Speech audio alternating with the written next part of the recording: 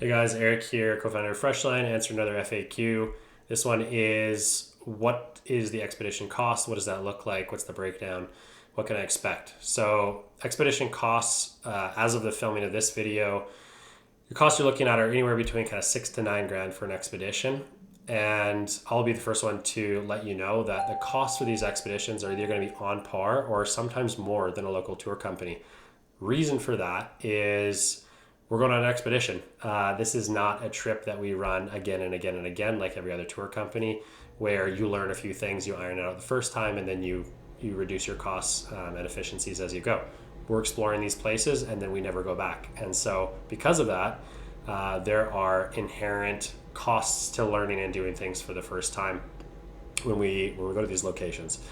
Now within that, as far as cost breakdown goes, what's that money going towards? Well, the way that we budget these expeditions is they are inclusive of everything that you can think of once you land outside of your own riding gear, basically the bike, the fuel, the food, the beer, like anything that's involved there is going to be something that we've accounted for as part of our expedition cost, including any border crossings, including any activities outside of the riding itself that we might engage in.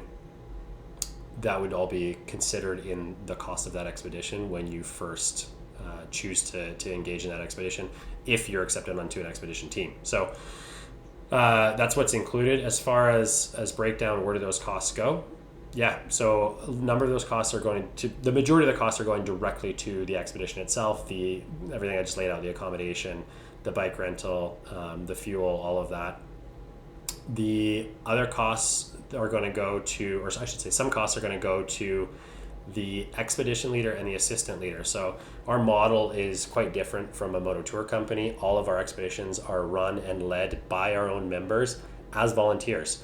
Now, what happens is we do compensate those volunteers. If you're a full-on leader, volunteer leader, your trip will be comped. That means that if you're going as a expedition team member, part of the money that you're paying is going to comp the trip for the expedition leader.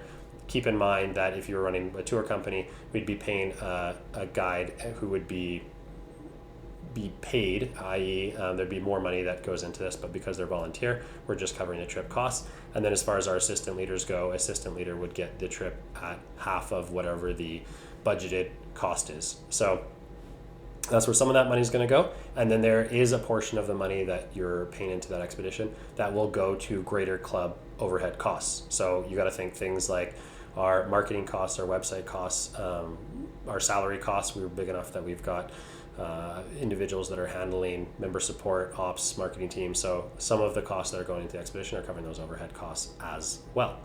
As of the filming of this video, we're not profiting on top of that. I'm not promising that'll never happen, but basically all the money that you pay in an expedition goes to cover the costs of the club, and that's where it ends. So that's where the money goes when you're paying into an expedition, and that's kind of what you can expect when you are going into it. All right, that answers that question.